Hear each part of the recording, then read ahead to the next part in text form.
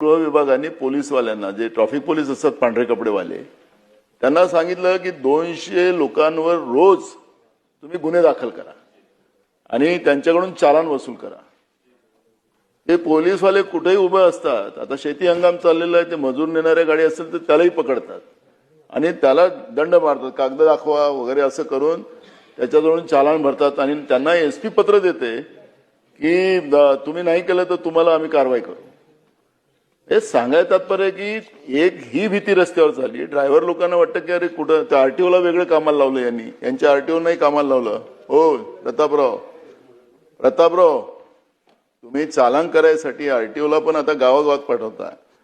आता तुमच्याजवळ पैसे नाही, तुम्ही पैसे वसूल कसं करता ते तुम्हाला उदाहरण आहे। आता गृह विभाग आणि तुम्ही लोकांना आता तुम्ही सगळीकडेच हे काय काय कुठलंही कारण दाखवा, चालान वसूल करा।